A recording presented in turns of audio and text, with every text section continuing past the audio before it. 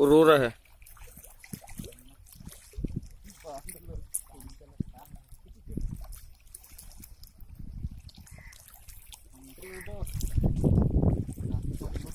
चुची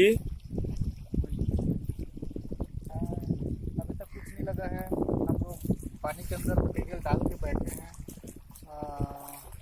मछली के इंतजार में, शायद कुछ मिल जाए। बाय।